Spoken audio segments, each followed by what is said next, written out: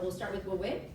He's licensed in Virginia, Maryland, and DC, and he's a top producing solo agent with 14 years of experience, and he joined EXP with us recently in our Fast Work Movement DMV group just in the fall, and within 2 months, he capped at 16,000, so pretty awesome. He closed 12 million as a part-time agent, so you can imagine what he's gonna do now that he's full-time. He had a background in IT and finance and dedicated niche with the Indonesian community, and he blends strategy, service, and results. So that's Wawit. Next we have Gailey with Fast Results Group. Gailey is a powerhouse with the team, and she brings a unique mix of corporate leadership and service from her time at Nike and Target, and 27 years with Southwest Airlines. Right? That's pretty cool. Since starting in real estate in 2020, she's closed over 15.5 million, and just last year. Oh wow, awesome. Okay, so just last year. And she helps her clients build long-term wealth. So that's Gailey. And then next we have Akash. Akash is a solo agent with EXP, and he came to us from Keller Williams, and he began his career in 2017, and after 5 years with KW, he joined us here, so that was awesome. He now runs a dual business, closing 17.5 million in sales last year while flipping properties as well. So 7 to 10 properties that he flips, which is so cool. From his first condo in PG County to a 3.2 million sale in Bethesda, he's built a business grounded in smart growth and hustle. That's Akash. Okay, next we have Haley with the Damon Sales Home Team. She's a top producing agent and mom. She transitioned from design and project management into real estate in 2021, starting with 8 deals her first year, then 14, and now on track to do 20. And she's a true mompreneur and takes some days off, and she could probably share some more of that with us later. But she takes Tuesdays off to be with her toddler, and she proves to us that you can build a big business and also be a mom, and as long as you set boundaries. Okay, next we have Jordan. Jordan with Debbie Dogron Associates. Jordan began his career at 21, and now he just turned 26.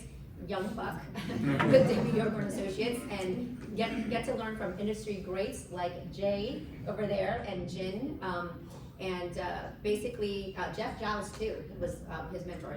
In just his 3rd year, he's already closed over 30 transactions, totaling nearly 28 million. That was right? last year. Just last year. Okay, so this thing is like, sorry, my older eyes is not helping me here, but 28 million last year. That's incredible. With an average sales price just under 1 million. So he's young, driven, and making serious waves at Team DBA. So that is our panelists. So let's give them a round of applause. So we're going to start with production. And so in 2024, it was a pretty great year for all of you guys, breakout year for many of you. And so we're going to dive into what helped you scale. So I'll start with you, Jordan. You crushed it. Obviously, 28 million is huge. And you're still early in your career. What key strategies do you think helped you make that leap? Yeah, thank you, Vic. It really was a rewarding year for me last year. I would say focusing on my marketing, building strategic partnerships with my lender, Spencer Lynn, who is sponsoring today. Just never shot me out like that. He's shy in front of a crowd. My title company, just building strategic partnerships is very helpful. But also optimizing my workflow to make everything more efficient goes a long, long way. So yeah, I think that definitely helped me in the long run. Awesome, thank you. And Haley, you've grown from 8 deals to on track to doing 20 this year, which is huge. And we talked about you being a mom and trying to balance it all. What shifts or systems helped you level up so quickly? So at the end of year 2, I decided that I really wanted to grow my business. If I was going to do real estate, I needed to do more, and I needed to figure out how I was going to do that. So I sat down with my teammate and I made a plan. It sounds so simple, but we kind of just did some math and figured if I contacted or had 15 conversations per week, I was going to be able to achieve that goal. So whether it was door knocking, making phone calls, or open houses, I was tracking all the conversations I was having. If I hadn't had 15 conversations that week, it was like, all right, what are you going to do to get those 15 conversations in? And that has grown my business tremendously. I also signed up for Realtor.com leads where I live last year, and I've had a lot of great success. So it's helpful because it's nearby, so I can jump in my car and go show something that's close to my house, which is really big. And then also I know the area, so when I'm talking to a lead for the first time, I'm familiar with the area, what I'm talking about. They feel good talking about it. That's awesome. So what I heard her say basically, which I know not all of us do this, but we really all should do, it's really just math, right? Like, so what you do in every day, it's these little steps of things. If you do X number of calls, you'll get X number of appointments, and you do X number of appointments, you're likely to get X number of write-ups of contracts, and then how many do you write of that? Then some of them will get it, and some of them don't, but then you'll get ratified contracts, and then from there, that's how you build your business. But, you know, tracking and measuring and just breaking it down to math, right? And I think we don't always think of it that way, but math is really, and when you're a busy mom, you really have to break it down like that, or else you're not gonna be successful. So thanks for sharing that. The other thing that you said that also hit home for me is being closer to where you work also saves you time. We don't all get the benefit of that. I know as new agents, sometimes you just have to go where the business is, but as you start focusing in, how much you focus in on closer to you or familiarity will help you have the confidence to hopefully close more. So thank you for sharing that. All right, so Akash, you closed 17.5 while flipping homes. So as a solo agent, how do you stay disciplined and accountable week after week in order to do that? Because, I mean, that's pretty impressive to do that much business, but also sell your own and build wealth your own way. As well. Right, so as a solo agent though, it's tough to, you know, it's easy actually to get off course because you don't have a team to keep you accountable on a daily basis. So for me, when I first got into real estate, I did invest into one-on-one coaching, which kind of helped me form good habits and kept me accountable. So a big part of my business actually involves like loving on my sphere with handwritten notes, monthly newsletters, calls, pop-bys, client events. So each Monday I write all my handwritten notes for that week. My monthly newsletters are actually on autopilot through my coaching program. Then also try to find a reason to call or text my clients throughout the month just so I stay in touch with them. So just by remaining in front of my clients, I'm able to do the numbers that I do. That's awesome. Okay, so that the handwritten notes still work, you guys. A lot of people think just a text message or whatever, which I do, I'm guilty of that because it shows so much faster, but the personal stuff that we learned, I used to coach with Brian Buffini, that's what we learned early on, back to the basics. People are seeing less of that, so make sure the personal notes are still working. Awesome. All right, so Gailey, you hit 15.5 last year, not all those years. What habits or systems do you credit for sustaining that kind of success? Well, I will say when you're new and you come in, everyone's gonna tell you time block and get your systems down, but no one tells you how hard that's gonna be. And I don't know about y'all, but I struggle with time blocking, and when I first started, I looked around at the really successful agents that were around me, and I'm like, oh, I wanna use that system, and I wanna use that system, and I wanna use that system, and I got the overwhelm, right? And so you do nothing. And so I think what worked for me early on was to just focus on one or two systems. Learn your CRM. Learn your CRM and learn your tech tool, whatever that is, Bright, Zenlist, whatever it is you use, learn that, focus on that, and then move out from there. And then do one thing, right? I came from Keller Williams and they were like, 36 touches a year. You gotta do 36 touches a year. And I'm like, 36 touches a year? Like, how do I do that? So it's like, all right, I started with a quarterly thing, a newsletter, a postcard, and you can automate that. It's not that expensive to make sure it's something. And I had a coach once tell me, because he said, do the postcard, and I said, they're gonna throw it away. He goes, I don't care if they read it for 3 seconds from the time they pull it from their mailbox to the time they throw it in the trash can. They do that 12 months a year, they're gonna know your name. So it starts small, and then build on the small. And then lastly, I would say follow up, and my team leaders here. I know we all struggle with this. I have won clients and lost clients. Fortune is in the follow up. Yes. And it's painful, and it gets pushed to the side. I just closed a deal last week because of follow up. I have lost a deal because of lack of follow-up, and it like hits you in the gut. So find a system that helps you do that follow-up. I like to say at night, evening daily takes care of morning daily, right? So evening daily needs to do some things so that morning daily is in a position to succeed. And yeah, so those, I mean, I think just start small and master one thing and then move on. Yeah, definitely, that's awesome. So I think the biggest thing that, you know, in our coaching world, we always talk about is what stops people from doing things or taking action. It's fear and overwhelm, right? So fear and overwhelm. So if you're fearful of it, like you wanna, you know, perfect everything, you don't wanna make a mistake, you wanna do bad, or you're just fearful, let's say it's social media, you wanna be embarrassed, or whatever it is. So that stops you. The other thing is you have all these bright ideas, you go to these types of trainings, but you have so much stuff, and then you walk away with this huge list, but then you don't do anything because you're overwhelmed by so many ideas. So I love that you said break it down to one thing, and then start, you know, small, and then build from there. So that's key thing for everyone. And then the other thing is perfect is the enemy Yeah. of done, Yes. right? And so, and I'm definitely guilty of that. I want it to be perfect, I want it to look beautiful, and I want it to have everything checked, and, you know, it's done, Yeah. so. Right, done is better than perfect, right? I struggle with that too. So, does anyone else wanna chat about that a little bit? I heard you say something. Oh, I was just saying, I agree with You agree? Yeah, totally. Okay, so let's talk about where your business comes from, because I know you guys all have great businesses, and you had to start somewhere, and you had to be creative in how you get your business. So, if all of you could share with us, what are the top 2 to 3 lead sources, and how do you consistently nurture them? We can go down the line. All right, I'll start. So I will say my biggest lead source starting out was open houses. So I think I'm much better in person than I am over the phone. And so I was able to actually meet people, introduce myself, make them feel comfortable, and then go from there. So when I gave them a call the next day, you know, we already built some sort of relationship. And so that was a big one. That, and also I did a lot of rentals. So that, you know, renters turn into buyers. So don't be afraid to do rentals. I would say it's morphed over my career, and it kind of depends. There was a time when I was trying Google PPC ads and failed at that miserably. Maybe I didn't get it long enough, whatever. But I would say that at the beginning of my career was open houses and SOI, for sure. For sure. Awesome.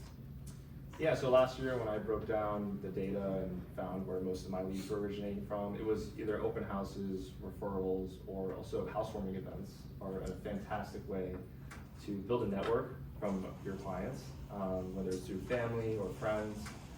So majority of my transactions came from that. Obviously you have supporting avenues like Zillow or Google ads. These are a great way to build your CRM as well, but definitely open houses, referrals, these are fantastic ways to have an introduction to the client. Yeah, I'm a Buffini agent, so it's all about, you know, notes, calls, and pop-bys in order to generate referrals. So mine's all referrals and past clients, pretty much. Awesome. For me, it's very much like you, so I'm also Buffini agents. So I took coaching with them before. So most of my business are coming from referrals, almost all of them. It's a long-term nurture, and then you just double down on it. Not pop-bys, calls, events, housewarming parties, education seminars. Awesome. So that certainly works, because I know when I first met Will Witt, he was thinking about joining EXP, and we went to meet, and he brought me a little pop-by gift, and I'm like, oh, I love this guy. You know, so that definitely works even on people that know about the pop-by gifts. I was like, this is so great. So that was super awesome. Thank you for that. Can you tell me so the things that I gave you, can you guess how much is that? Probably not much, right? I don't know. It felt like it was like $50. I don't know. So I bought those 2 chocolates from Aldi. It cost me $5, just $5. Yeah, it was But the very thing is, thoughtful. when you give a chocolate, please don't give just a chocolate. Okay, you have to wrap it. So when you have client events, to make it a little bit special, even though you get the pies from Costco, don't just give it like that with your name card. You wrap it. Right, Emily? And clients love this. Right. And then I think a few of you guys mentioned the housewarming. Can you share a little bit about that? Because that was really cool. Because I remember back in the day, I did some of those and it worked really well, and I wish I do more. I just don't do as much. So can you share with us the housewarming and how you guys do it and how you get the business from that? Of course, yeah. So Debbie Dogrel, we like to encourage agents to host housewarming parties for our clients, and this is really a fantastic way to break that barrier from business to personal. Real estate is an extremely personal industry, personal relationship, So I think what's most important is just genuinely being present at those parties, showing interest in their lives beyond just the transaction. It goes a long way. Remember, these are some of the first times their families are seeing the homes. Sometimes the friends is their first time seeing the home. So just being able to break past that barrier from business to personal goes a long, long way. And you are a part of the reason why they're in that house. They have a lot of gratitude to you. I often get a lot of hugs from moms and grandmothers and thanks from their families. And You're so huggable. Apparently. No, but it is just a great way to add a little personal touch to the relationship and just have that long-term maintenance of a business and personal relationship as well. Wait, you want to expand on yours? I agree on all those points, so it's bringing from the business to the personal level. And I don't know how DD18 does it, but we started, since I'm a solo agent, right, we don't have a lot of resources. I think. We started in the beginning, my wife and I really arranged everything from the food until the end to end. But later on, we find out that we don't have to even do that. So the clients are very happy to order the food, arrange the party, whatever. We just sponsor them. So we have only 4 things that we provide. Okay, only 4 things. One, we send out the invitation, so we get the guest list. We have the name, we have the email, we have the phone for follow-up. We send out the invite. Okay. Number 2, we sponsor the food up to a certain amount depending on the transaction. Number 3, I'm gonna come and bring something that has my name. So I'm branding my business as TJ Signature, so it has the name there. And then the last thing, something that bring attention to you. So for me, that's I like to take pictures. So I bring my camera with me. Lately, I asked my lender or title company who help with the transaction to provide a gift card, and then we do a game. So 5 things. So you just work that event. You send the invitation, you call, and then after the event, you have the picture. So that's another reason for you to call. Awesome. So 2 things that you guys were saying that kind of stuck in my mind too is about okay, so going back to Jordan's huggable, he's so huggable because like he might remind, you said all these moms were hugging you. So like if you remind somebody of something or whatever, of something in their past or their kids or something, you might be able to leverage that in business. So I'll tell you, like for me, when I see somebody that's like my son or my daughter, I'm like, oh my God, I just want to help them. And I'm starting to get that even with people that's downsizing. They're looking at me, I'm much older than him, but they're like, oh my gosh, that was kind of like me when I was your age, or that was kind of, and they want to help. So don't underestimate how that connection and getting to know them and how you get close, that they want to continue in touch with you. So not just beyond that hug, stay in touch with those people because they're going to want to help you. So, right, so that's awesome. And then what you had mentioned, so at yours, you know, you were saying like in the beginning, you did all the stuff. You hosted from beginning to end, you planned everything. Did you pay for everything too? At that time, Yes, right, it's a lot. First very few, and then we learn about it. That's what I did too. So I had learned about the housewarming parties through CRS, and I paid for everything. I thought that's how it had to be. And then I just, over time, I'm like, wow, that's kind of expensive, and it's maybe not sustainable to do. And all they really wanted was just that you were helping. So the 2 things I found to be really helpful was to be the helper at the party and the person to provide pictures and videos. And you can help with all the other stuff like invitations, but if you do that, don't underestimate the value of that you give them pictures and videos during their event, and then they share it, and then they tag it, and then they tag you. So anyway, that reminded me of that. Thank you. Wait, you also have built kind of a niche market with the Indonesian community. Can you share a little bit about that, and you know, how did you go about doing that and expanding that business? I think at the beginning, I just have no choice. I have another job, so, and when you have another job, right, it's 9 to 5, and you just have to be, you don't have time basically, you don't have time. Whatever your time you have to work on your real estate, you're thinking, is this the best use of my time? And then at the time, I'm asking myself, okay, what is the lowest hanging fruit? Well, you just look at yourself, who you are and where you go to. So to me, okay, well, there's an Indonesian market here. So my wife and I came from Indonesia, and we know some groups of Indonesians, so we cater to them. And then over time, the circle becomes bigger and bigger, and then going to one group to the other. And until today, we get invited to different group gatherings. So even though they don't know each other, maybe in one group there's one person know one another person in that group. So I think for us at the time, it's just a matter of survival. We want to get this business up and running, and that's the way we want to do it. And then I think to answer your question, so how do we scale? So we also do client events. Every year we do a picnic. We cater the food, not your typical picnic food, so we cater them in. And we are consistent on that, so very, very consistent every year, never failing. Whether the business is good or bad, we're still doing it. So even though I was a dual career agent, none of my clients know I have another job. So I think there's a perception out there, sorry to say this, there's a perception out there if you're a dual career agent that you're not professional, you're not having time with your clients or for the other agent. That is not true. It's just coming back to how you handle the business. You have to treat it as business. So at that one event, we finally, at one year, we invite Indonesian angklung group, which is like a musical group. So we invite them to come. There are 20 of them. They are performing at the event. And then finally, many of them become clients and refer us business. So the business just grew from there. That's awesome. Yeah. So connecting with familiarity first, instead of like you get ideas from everybody else, but what's closest to you and most familiar to you is where you should start and expand from there, right? Yeah, that's right. Awesome. Okay, Haley, so you credit early momentum to working rentals. Ooh, like a lot of people. We don't do rentals. So can you share with us a little bit more about that? Yeah, so when I first got started, one of our teammates, he worked for a property management company as one of their listing agents, and so I was just like ready for work and I needed to stay busy, and so he encouraged me to help him out and take on some of those listings. Sorry. We don't have him anymore, do we? He passed away. A good man, Steve Fred. Yeah, so anyway, it kept me really busy, and I felt like it just, you go through all the same movements that you do. I'm so sorry, guys. I really don't think. Hey, wait a second. I'll call you crying.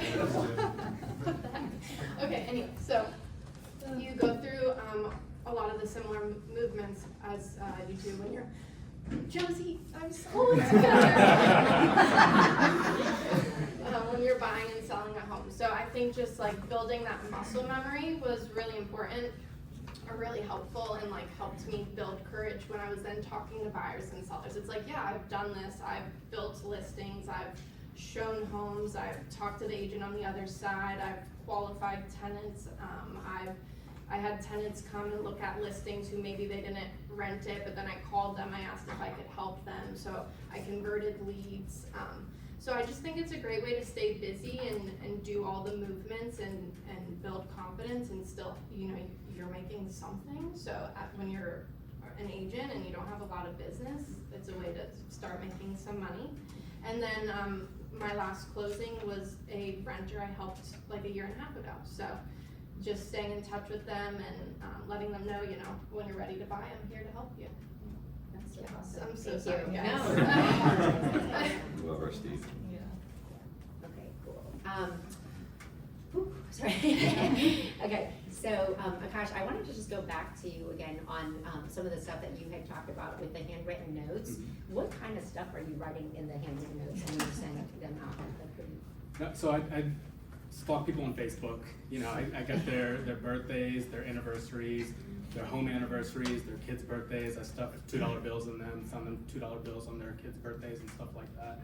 So, you know, I've got my whole calendar. So every week I'm handwriting for the entire week, and that's what I do. Awesome. That's amazing. Very consistent. Haley, for yours, you emphasize buyer consultations. I know on your team you guys do a lot of consultation stuff to make sure that you not only just sell, but you guide them along and make sure that you know what's important. So can you share what makes yours effective and how you tailor them to each client? Absolutely, thank you. I love buyer consults. I feel like it's the opportunity that you get to start building a relationship, and you really, I think it was a mind shift early on in my career. You know, when you first get started, you're like, I gotta get it. But it's really that shift from giving a sales pitch to doing a strategy consult. And I will, even when I send them the invitation, I put that buyer strategy consultation. And just approaching it from that angle. I think that one of the best things I did early on in my career was take a DISC profile. I think EXP actually offers it for free, DISC. And it really helps you learn how you communicate and how you like to be communicated with. And it teaches you to recognize that in other people. And it's something you're always working on, but you really have to figure out what's important to that buyer. And by being able to identify kind of like a high D, they don't want any numbers, right? Or they want like one number and then they want to hear about how you're gonna get it done. A high C wants all the numbers.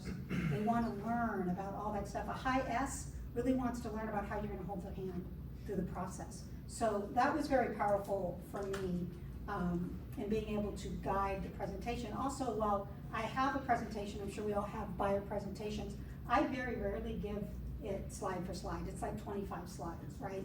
But when I get in, reading the room I think is really important. I'll jump around a lot in my buyer presentation. I'll skip slides. I'll add slides to the buyer presentation if they've told me something in an initial conversation that I know that's important to them. So customize a little bit. I'll stop the presentation in the middle and pull up the MLS. They love that. Clients love that. Like, let's go into the MLS. Let's see what you're looking at. Or I will start talking strategy and really make them feel like this is a conversation, not a presentation that they're listening to. And I think for a successful buyer presentation, it's the 3 E's, what I call the 3 E's. I wanna educate them, I wanna set expectations, and this is as much for me as it is for them. And I wanna empower them, and I think it's successful if I can come out of that. So educate them about what it feels like to be in this market. Like, yes, the inventory, but timing and strategy and competition. Set the expectation. And I will tell you, when I don't do this, it always comes back and bites me. If I do not set expectations, what's it gonna look like? Timing, communication. What does looking at homes look like with me? What are we gonna do? What aren't we gonna do? You know what we're not gonna do? We're not gonna discuss the home in the home, right? Because we never know if there's cameras, right? Things like that. When we walk out of a home, we're gonna talk about, how would you rate this home on a scale of 1 to 7, right? Okay, if it's a 4 or 5, we don't really need to talk about it anymore.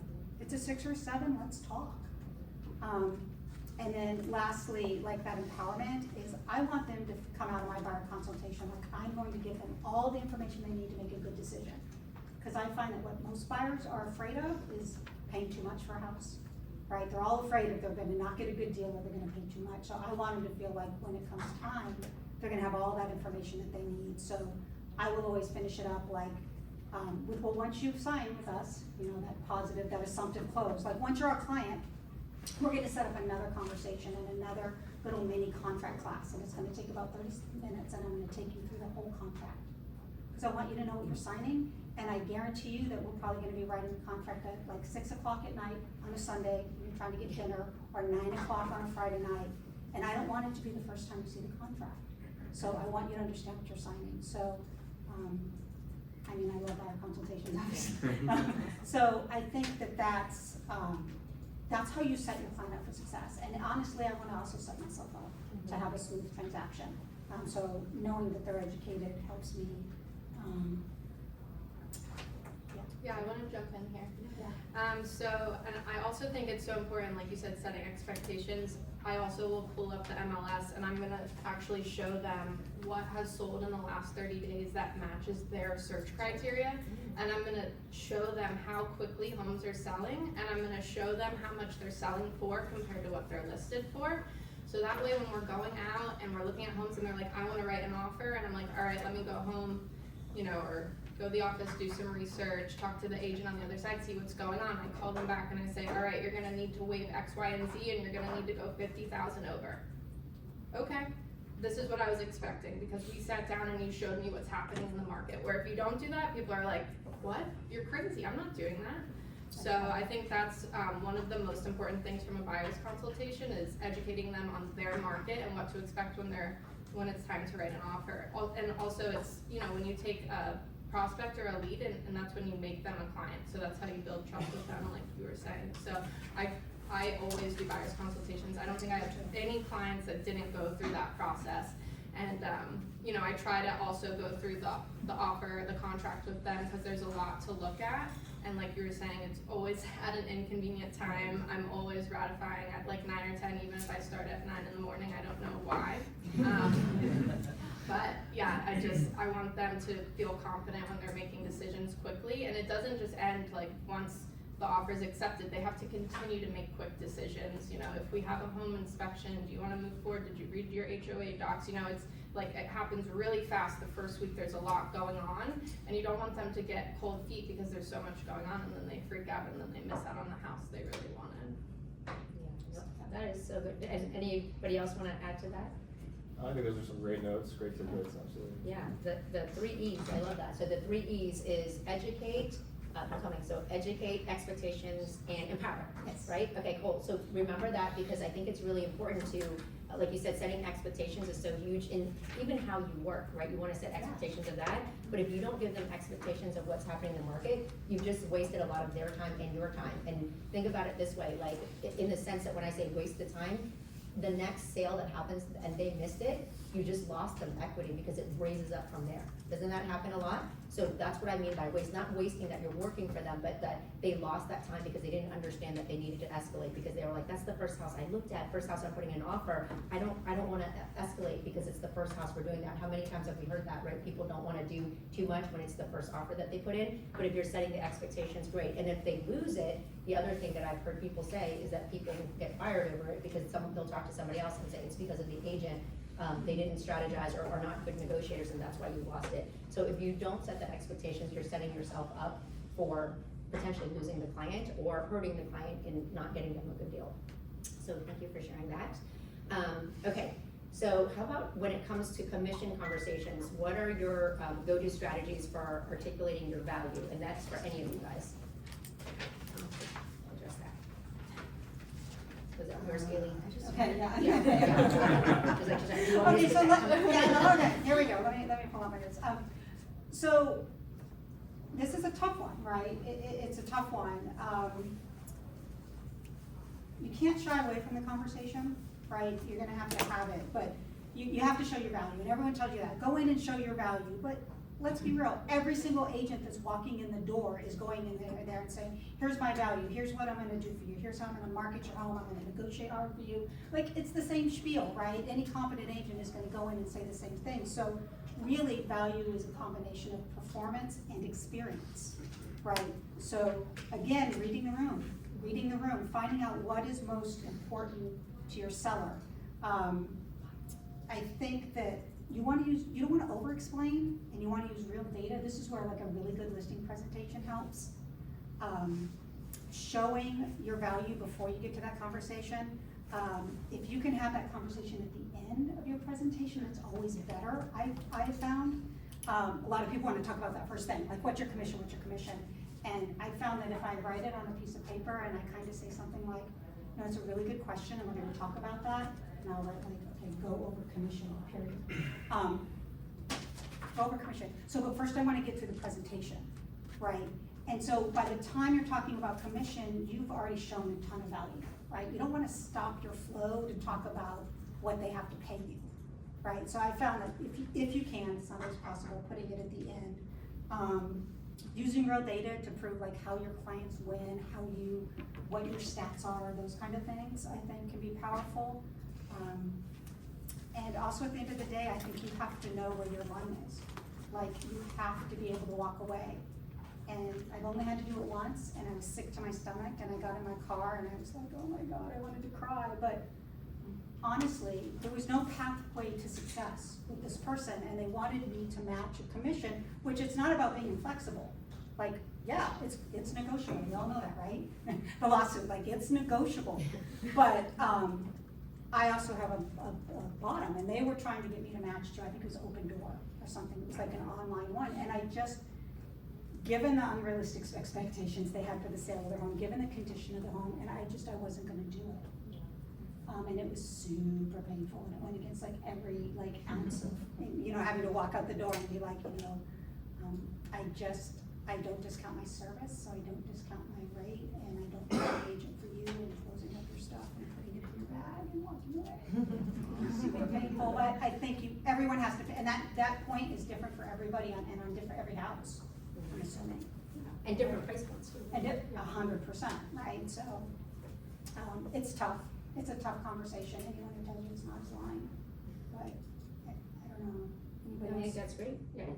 For me, like, I'm Indian, and Indian So when I first started off, it was a huge thing. Like, a lot of my friends and family are all Indian, right? And so that was a big thing. But then, like, I think as I kind of got into business and everything like that, they saw how much value I provided. Like, and you know, especially being a Buffini agent, you're doing multiple like client events each year. You're bringing them Popeyes, this, that, and the other. And that's year after year after year after year. It's hundreds of dollars that you're spending, right? So if you're using repeat clients and everything like that, they see you, 5-6 times a year. They're not going to ask you for a discount the next sale and everything like that. So I think that's kind of how I got away from that conversation. I don't understand. I have one more thing. It's also, depending on the house, depending on the client, depending on the price point, there's also something to be said about being very creative, and I've learned this from my team leader, who is an incredibly creative agent. Like, okay, let's talk about commission, but is there a sliding scale we could do? Like, what is it? What if we put some skin in the game? And what if, yeah, you'll only pay me this if I get you this, but what if I get you $100,000 over your asking price? And I've done my job to that. Have I earned maybe the extra 0.5%? I don't know, right?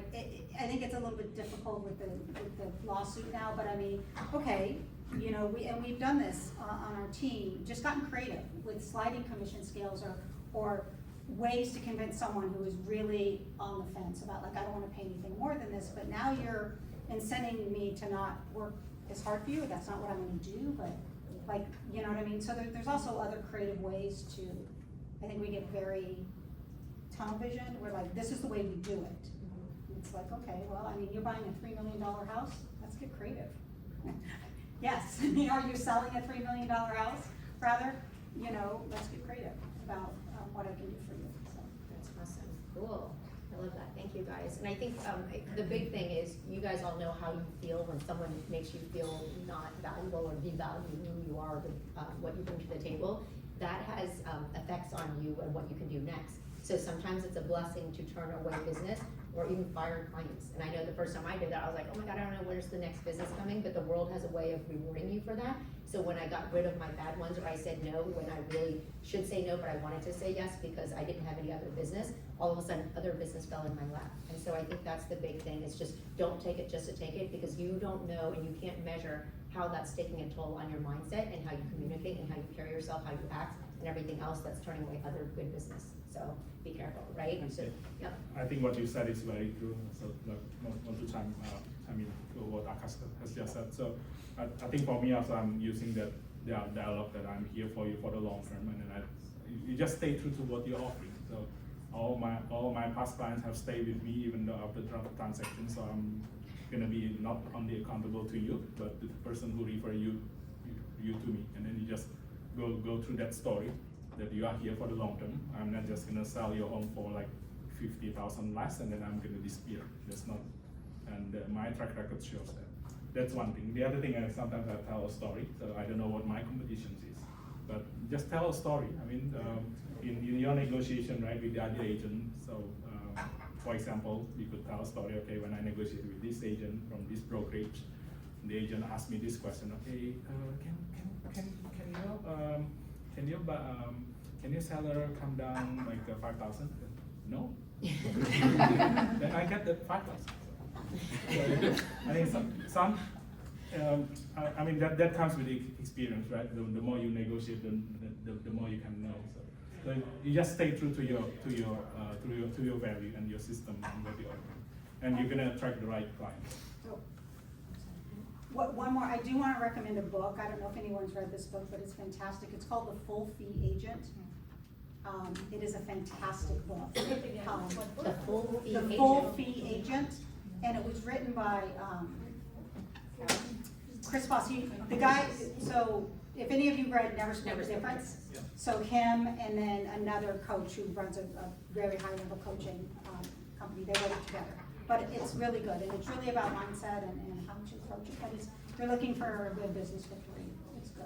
Awesome, cool. Thank you for that recommendation. So you guys got that? The name of the book again is called The Full Full Age Age Agent. Okay, by Chris Ross. So I pick one more thing, like, Yeah. and for listings, I generally stage all of my listings. I pay for it out of my pocket, so they know that I have skin in the game too. So that's why I don't get less than 2.5% on listings, because they don't know how much staging costs. Yeah. Sometimes it's only $2,500 or $1,500 or whatever, but they're like, oh wow, he's providing a lot of value by staging this house for me and everything like that. And one other idea, we do like a menu of services, so we'll have like our basic, standard, and oh my gosh, I'm forgetting the name right now. I'm looking at Ryan. Premium. Nobody picks premium. Yeah. Nobody does it. Yeah, and so basic is very basic, and standard has all the bells and whistles, and premium is like for luxury listings, and you know, we kind of just guide them towards the commission that we want, because they're like, wait, I want all of these things, and we're like, well, this is what that costs, and then they make the decision instead of us. Yeah, that's smart. People like to have choices, right? So choice is a good thing. So awesome, and I also like that you mentioned stories. So stories are so important. Sometimes we find ourselves telling people, or that you think that they're getting it, but people are visual, or they want to know proof of success, or they want to hear something that's relatable. So if you can pick a story because you've done a great consultation and you understand their situation, if you can tie another story where you did that, or someone on your team or someone you know did that, you can tie that together to show proof of success, or that you know it's relatable to them. But if you don't, or you tell the wrong story, then that's bad. But you want to make sure that it's relatable to their situation, and then it's like proof of success, and it makes it hit home a lot better, right? So, cool. All right. So we were talking about mindset. So let's shift to that a little bit, because real estate can be all-consuming and can affect us in a lot of different ways, and that will also impact our family life, the personal life, and also the business life. But all of you guys obviously have had successful businesses. How have you found ways to manage it in a way, I don't like to say the word balance, because we all kind of balance, but it's like imbalance, but juggling is like the word that I like to use. So how have you juggled it to keep your mindset great, and also do all the things that you need to do personally and professionally? So yeah, I think in the beginning there's no such thing as work-life balance. The first 2 years you're just gonna have to like take everything you can get, do it all, drive really far, work 7 days a week. It is what it is. Maybe that's not how it is for everybody, but that's how it was for me. And then I think about like 2.5 years in, I finally had this like light bulb moment where I was like, I know how to get business. And if I am at a special event and I miss out on a lead, or somebody calls me, I'm in the middle of dinner with my family, they want to go see a house, I don't feel like I have to jump up, because I know how to go get more business. So if they can't wait for me, we can't find a mutual time, okay. So usually we can make it work. So just like pumping the brakes a little bit and putting my family first, or putting my event first. And I've also started to like take Tuesdays off, which was huge for me. So I think it makes me a better agent though, because I'm able to have all of those things that are outside of work done on this one day, right? So it doesn't always happen that way, but it makes scheduling easier for me and my clients when I'm like, I have one designated day where I do like doctor's appointments and stuff, like play dates with my son and all of that. So that has been how I've sort of balanced things. I will say, as I say this, like, I'm looking at Ryan, over the weekend I literally jumped up in the middle of dinner to go show a house because there was a deadline in 3 hours. So it's not perfect, but it does get easier, in my opinion. Awesome, thank you. Anybody else in that? Sure. Yeah, I mean, I could echo off of that. Again, I'm still relatively new to the business, but I do remember my first 1-2 years was the hardest years, right? Because you really are building. And even though last year I did the most amount of volume, the most amount of transactions, and on paper it was technically the busiest I ever been, it was actually my easiest year, because you refine your skills, you refine your systems, and eventually you just get it down to a T. So as far as like work-life balance, honestly, I don't have that in my life, and I know it can be hard for a lot of people. Sometimes I try to focus on being a human being, but I do find myself to be just human doing. So my life is my work. I love my job. They say it's not work if you love what you do. So I truly do find passion in real estate. Yeah, and your energy is so good. You're always so positive and all that. It's very contagious. I would ask you also, like, how did you stay so positive and when things were slower and stuff like that? Is your question? Yeah, that's a great question. You know, our market fluctuates, right? During the slower seasons, it's important to celebrate your wins, no matter how big or how small. Whether it's closing a big transaction or even just setting an appointment, I think that's super important. I personally focus on developing my personal skills, furthering my independent learning, and just, again, being the best in my knowledge. So definitely during the slower market, it's important to just focus on personal growth. Awesome. Cool, thank you. For me, two things about mindset. So I try to own my morning. So the moment you wake up, there are certain things that you do. Right? Just think about it. When you wake up, what do you do first thing? So for me, it's like a devotion, do some yoga, exercise, taking a shower. Then you're. I think it's cannot be stressed too. It is very important. There's a book out there like Miracle Morning by Paul Arrow, and it's just a remarkable story. If you haven't read the book, I really strongly recommend to read that. Okay. And second thing is, my wife and I have this calendar yearly. We put all the family stuff and vacation stuff first thing in January. So we have this calendar. We know where we're gonna go up to the end of the year. Where we're gonna travel as a family, when it's the birthday, when it's the commencement, and where is this EXP events, EXP Con that I'm gonna be away. So everything is there already. So we do that every year in the beginning. So you know, block the time that you want to spend with your family, because at the end of the day, it's your personal and your family life. I would just say it really helps to have an understanding spouse. Yes, that helps. I think it's difficult. And I think you have to recommit to it all the time. Because you set it up and then, 2 months later, you're way over here, right? You gotta bring yourself back. And I just thank God for my husband. And honestly, he's very understanding. I mean, this is a full-time, this is a 7-day, 365 type job, so. I mean, I used to ask people, when are you free? And that gives them control of your calendar, so I've kind of switched that and said, I'm available at these times. That's And then, That's good. my- Yeah, definitely. No, that's great. And this can be done too when you have another job. I've done it, it's possible. Yeah. Even with buyers, even with sellers. Buyers available on the week, buyers available on the evening, and sellers also available on the evening. For the buyers, you go and show home during the weekend. And if you are busy, you have other agents that you can ask to cover. Yeah. And if you have another job, start doing the business the right way. Hire your assistant, get into coaching, follow the path of the success. The successful agent leave the paths for you to follow. So. I think that's so important, like what you were saying about directing them. I mean, a lot of times we think we're being of service by just giving people an open-ended time, but there is such a thing called decision fatigue that happens to me. It's like, ask me an open-ended question and I'm like, oh, let me think, and it's too much. Versus it's also a sales tactic when you say, can you meet at 3 or 5? You can direct them, and that makes it easier for them. And if they can't, they'll tell you. But if you ask the question like, hey, what time can you meet? And they tell you 3 different times and none of those times work for you, now you look like the bad guy, right? So you wanna direct them as much as you can. So that's actually a really great tip. And it works, especially when you're busy, even for part-time. So I started off years ago as a part-time agent, and that's how I made it work. And rarely did people not work at the time that you offered them. And it also shows a level of respect that you have for yourself.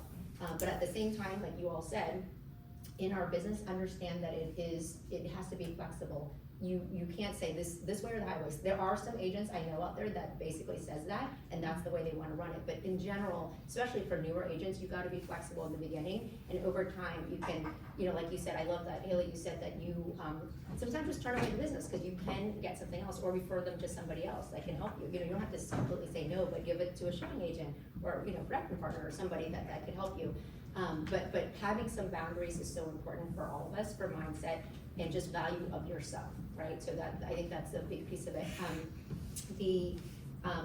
I guess last question, because then we're gonna open up to everybody, right? So, are we doing okay on time? Yeah. Okay. We great. started 10 minutes late, so Okay, we're right good. on So we'll time. have some time for you guys to ask questions too, but my last question really is that if you guys can just give advice, one advice to any agent, whether they're already a successful agent or a new agent, what advice would you give so that they can build their business and do like you guys did?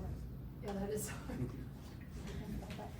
Or what would you tell your like younger, like Yeah, when you're that's a good first one. starting out, Mhm. what do you wish someone told you? Well, I'm on an awesome team, so they all told me. I didn't have to do it. So I mean, they would just keep telling me stay positive, keep your head up, keep going. Everything you do is worth it. Nothing's a waste of time. So sometimes you're like spending all weekend with clients, they never buy a house. It's not a waste of time. You learn something. So I think that is the advice I would give. Nothing's a waste of time. Yeah, I agree heavily with that, honestly. I think making mistakes is natural, but also a fantastic opportunity to learn. You learn from every interaction, every settlement, every showing, every contract you have to void. These are all moments to learn and improve upon your business and know better on what to do next time. So if you're just starting, it's okay to make mistakes. It just show you how to be better for the next scenario that you're in. I mean, don't reinvent the wheel. There's so many great agents out there that are doing great business and everything like that. Just follow in their footsteps and Like these guys. Yeah. I think for me, probably put yourself in the right environment. I have been lucky to find Buffini early in my career, and we followed them. And then being in a great brokerage helped too. Being in the group, a great group helps too. And then your environment should support you. I mean, there's a give and take, you contribute, and then you learn from others, and then they'll support you. Big mentioning one thing to me that a few weeks ago, that in this business you don't want to go alone. Even though you're a solo agent, you have people around you. This real estate is never being done by yourself. You have lender, you have other company, you have other agents in the brokerage or in the group or in the teams. And you have your assistant. If you're a solo agent, your assistant will be your accountability partner. Tell him or her, saying, I'm gonna write 5 notes tomorrow, please check back with me, whether I do it.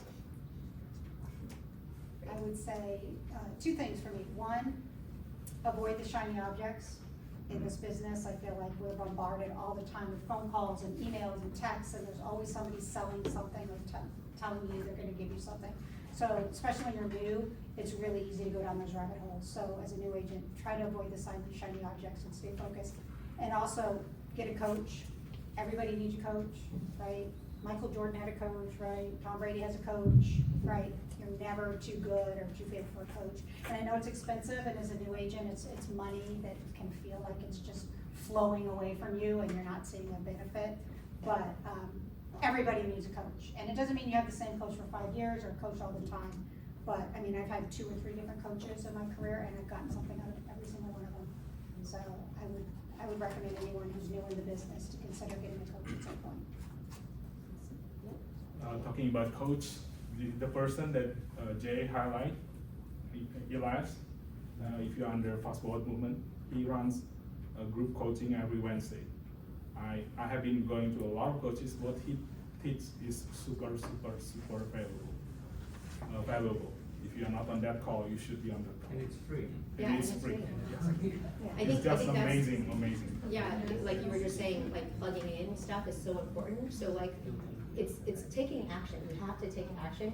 And for us, being in this group, the majority, I know a lot of you here are with our Fast Forward Movement group. We have so many amazing things that you can plug into, but you gotta show up, right? So like this kind of event, we have it every month. We have multiple AHAs, which is agents helping agents, and then we do stuff through our national Fast Forward Movement group that's online. Elias is one of our coaches online that can do that, and then we have all within our group, so it's pretty amazing. But you guys have to plug in, make sure that you're reading our newsletter that gets sent out every Friday, and then see on there, because there's all these different events and things, and what resonates with you, because there's might be a topic on there that is something important. Yes, you can't show up to everything, but there will be specialized things that you can maybe, you're trying to focus on and make sure that you show up. So that's great advice. Anybody else have anything else before we open up for questions? No? Okay. does anybody, have any questions for our amazing panelists? Do you do any social media? What do you do? What do you find? Is it working or is it just part of all the things that you do? And do you pay people to do this for you? Right. I'm starting, so I'm I'm a frequent poster on my Facebook personal. So I started branching out to Instagram and YouTube to an extent, and then the Facebook business page. So what I have my PA helping me with the for sale and under contract and sold. Previously I thought that it will not get an effect because I don't get any like. But then what I noticed is after my PA doing that consistently, so one property translates to like 3-4 posts, right, over time. So after some time, what I noticed is my sphere of influence are telling me, oh, you have a lot of transactions here. You're always closing every month, every week, which is not true actually. So, but that's kind of generating awareness. I think before we have television, now your phone is like the marketing tool. I do have somebody who helps me with my social media. She's actually in Colombia, the country of Colombia, and she does 4 stories and 2 posts per day, and she charges $375 per month. So yeah, so just listed, just sold, those kinds of things. She does all that, but then she comes up with her own content and everything, and posts that as well.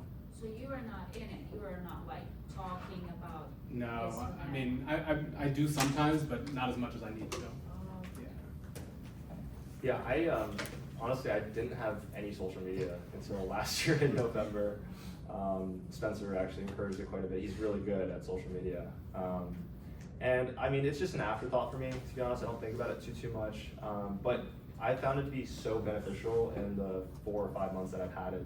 It is such an organic way for follow-up, even as something as simple as liking a story or liking a post or commenting on one of your clients' posts when they post something about the house or maybe a wedding photo. It's just a very organic way to follow up, and you would be surprised at least I was surprised at how much when I would make a post, how much my clients and my friends would support me. So yeah, I think it's a great way to maintain contact with your people. I'll chime in on that real quick. It's basically like, do you want to be rich or do you want to be famous?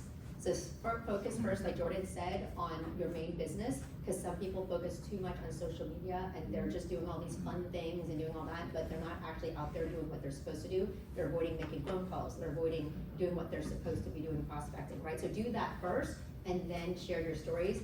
And what better place, it's free advertising to be in front of thousands of people. Okay, it's like a billboard. You should be doing it, but don't do that first. That should be, like he said, the thing after you do it. But as you're starting, can you carve out a little bit of time to do it at the same time you're building your business? Absolutely.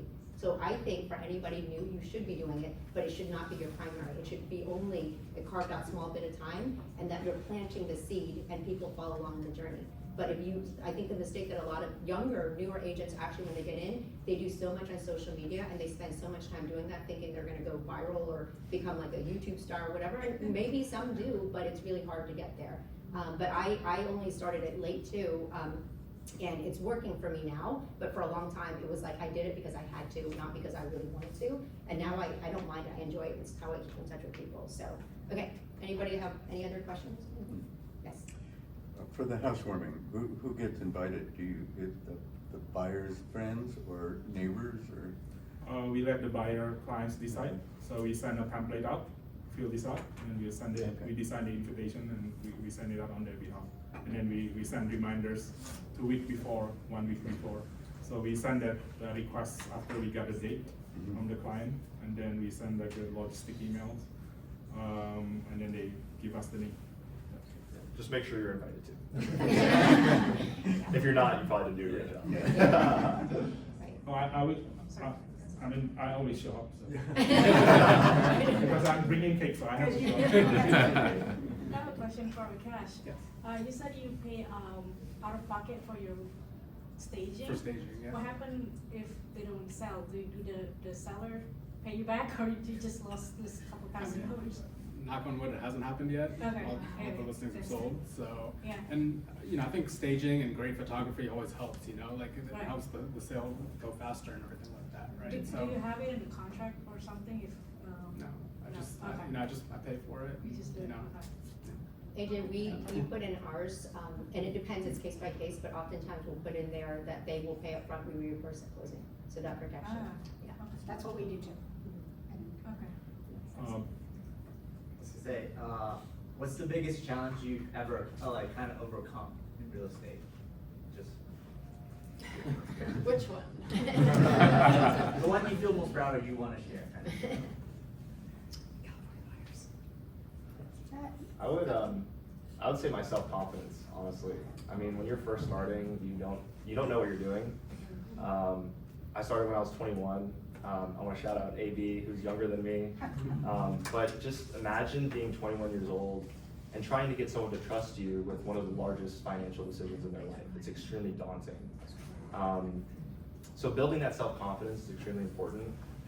Early on, I focused on building relationships rather than chasing transactions. And a pivotal moment for me was marketing myself as a trusted advisor and a counselor rather than just a salesperson. I noticed when I started doing that, it helped build my confidence and then also your credibility as well. And you guys, if you were gonna say something. No. No? I'm still thinking of. Anybody else? What was the question again, sorry? It's like, what's the biggest challenge in real estate that you've overcome? Loaded question. I'll say there's just a lot of tough conversations. So I don't think I realized that when I got into real estate. You're gonna have so many tough conversations, whether it's like the first time you write an offer and the client doesn't get the house and you have to call them and tell them like, I didn't get you the house. And you like almost feel responsible, right? So that's a tough conversation. Or like recently I had a buyer who, after we were under contract, we found out that the roof was like super old and needed to be replaced, and it was a very competitive situation. There was 5 other people that wanted the house, and I had to talk to them like, do you want the house? Do you want me to ask for money? If they say no, are you gonna walk away? Do you want us to keep looking for another house? Like, that's a tough conversation. And I had to have a conversation with the agent on the other side and say like, well, what are you guys willing to do? And just being confident and protecting your client and talking through all of the things that come up. They did get some money for the roof. I think it's personal, right? Like what did I overcome? It's believing that I can handle this transaction like taking on the responsibility, feeling comfortable with the responsibility of helping someone do a $500,000, $1 million, a $2 million transaction, right? And knowing that and having that confidence of like, yeah, I'm gonna do this for these people, and I know that I can, right? And it's really about self-talk, I think, like just really believing that I'm able to do this, even though I'm proving I can do it, not feeling like an imposter. And being like, yes, I can do this, and I can do it again and again and again and again. So tell all your friends. For me, a long time ago, in similar settings like this, in agent sharing stories, right? So I learned from the other agent that this business is really a personal business. So the biggest challenge is to understand who your clients are, what makes them tick, what triggers them, what is their goal. So in my buyer and listing presentation, I always ask this question, okay, what is your fear? What is your uncertainties? What is your doubt during this process? And then they will share, rather than saying that I want the highest price, but they're gonna tell you what's underlying the motivation. Oh, I have to move to another state to take care of my mom, she's ill or whatever. So with that, then, I mean, if you understand them, then you can serve them. So, and also, in terms of ratifying contract, I mean, the things can change after everything is signed, so it happens. So the biggest challenge is understanding people and then trying to be on the same level with them. Right. Anybody else have anything? Yes? Well, first off, thank you guys for presenting. This is awesome. I'm gonna play a little what if scenario with you guys. Well, it's not producers, right? The world is ending, recession is looming, which it already kind of is, and your pipeline's starting to dry up. You've done the volume game of making calls, handwritten notes, sending postcards. What activities are you doing during the day to not just keep yourself busy, but to be strategic with your time? Yeah, So gotcha. Well, so you're saying you've done all the lead gen you can do? You've done the volume game of like making calls, talking your sphere, like, you know, what else could you think to do? Because I mean, it is a, you know, with like the return to work mandate, there's a lot of conversations going on, layoffs across the country. Right? People are buyers particularly, very, you know, struggling to say, hey, now's a good time. There's still, some of them are still living in the pandemic time of, where's my 2-3% rate, right? Like, what are you doing to get them back, and you know, what activities are you thinking of? I think that's a great question, honestly, and very valid, especially in this time. We've been having these conversations a lot. I'm sure all of us have been having this conversation with our clients. And depending on their situation too, I mean, people have to do what makes sense for their lives, right? So if they are being affected by the layoffs, then resonate with that and relate with that. But that's also to say, you know, Northern Virginia isn't just government. We have so many industries here, so many pipelines for different jobs like technology and healthcare. So there's always going to be an avenue to lead gen and to find those opportunities for people that are buying. And there's gives and takes to every market, right? A good agent can adapt to their surroundings, not just when rates are 3% and everyone wants to buy. You know, you can talk about, you know, talking points such as like, okay, maybe there's a little bit less buyers right now. This is a better buying opportunity for you because there's less competition, right? The economy is going to bounce back, right? It always does, especially our area. Northern Virginia has a fantastic quality of life. A lot of people enjoy living here. So I don't foresee, you know, Fairfax County or Alexandria or the capital going anywhere. So it really is just kind of leaning into those opportunities and having those conversations with people and finding out what makes sense for people's situation. So, was your question like, what would I do with my time during the day? Oh, okay, so. However you want to take that, but yeah, time. Okay, specifically. I'm just trying to answer your question. I think that I would double down on, is there my database, like I would try and do admin, like, or something, like if I've written all my notes, I've made all my calls, like all this stuff, and you're like, okay, I'm kind of casting about for something to do, to try and, I think there's a couple of things. Education, like what classes could I go to? What is there something that I've had on my mind, a certification or something? Do I have some time now to dedicate to sort of some of that stuff? Going through the database, cleaning up your database, we all need to do that all the time. I mean, the database is a living thing, right? It's not like, oh, it's good and I'm done. Maybe do some of that and maybe come out of that with some people that I didn't think I could contact, but now I can. Plan an event, like, okay, so let me double down on my SOI. Like if there's nobody else, if there's nothing else going on, you know, and there's no open houses and there's nothing for me to do, like, all right, let's try and plan an event. I don't know, I feel like there's always something you can be doing. Yeah, there really is. Right? No, those are good answers. You know, just take something that you wouldn't normally have the time to do. Be like, all right.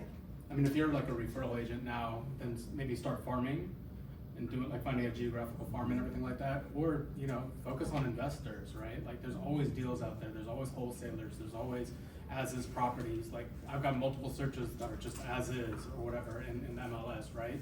So there's always people looking to invest money into real estate, so, or do it yourself, invest in real estate yourself, you know, so.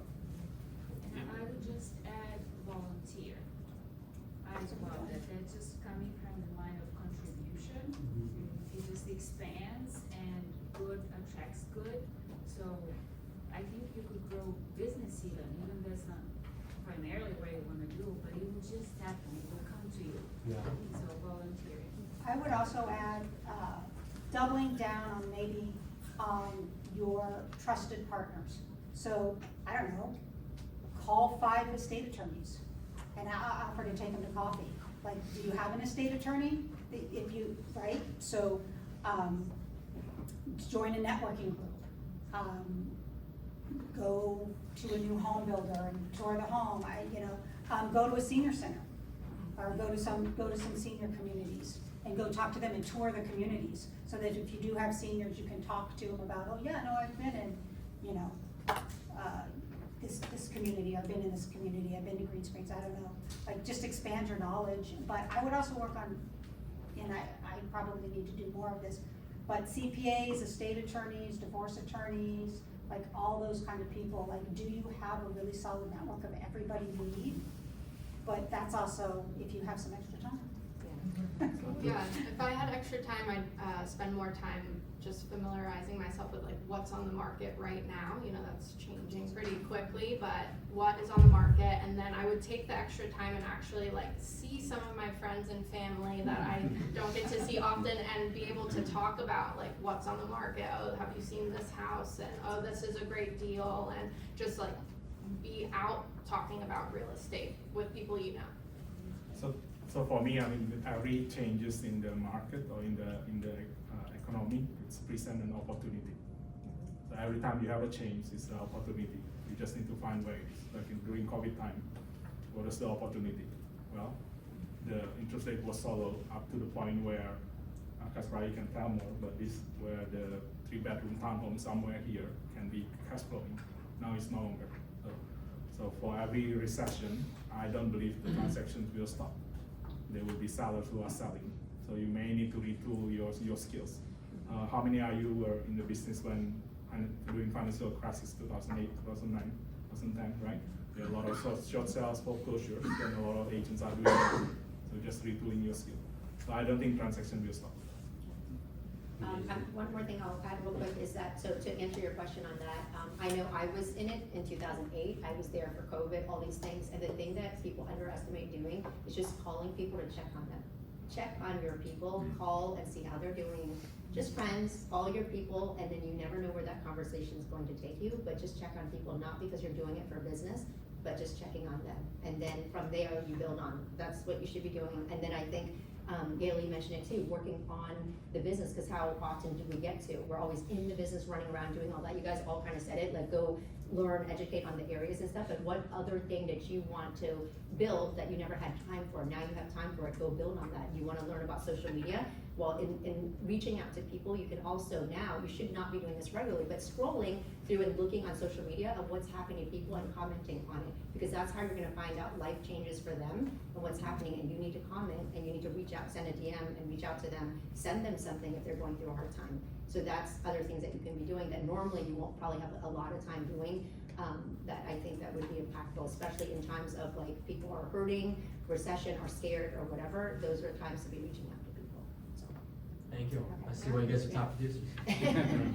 So before, I'm gonna have this. Do we have more? I don't know, do we have time for another one? Yes, we do, but before you guys, no one leaves, because I wanna get a picture with everybody up here. So we're gonna do Ryan's question, we're gonna do Just a quick spiel before the photo, Okay. and then a photo, and then you can have food and alcohol. The boss has spoken, but yeah, so we'll do that, we're gonna do a picture, we're gonna, Ryan's question first, and then on to the next thing, right? So, Oh gosh, hopefully it's not a bad question.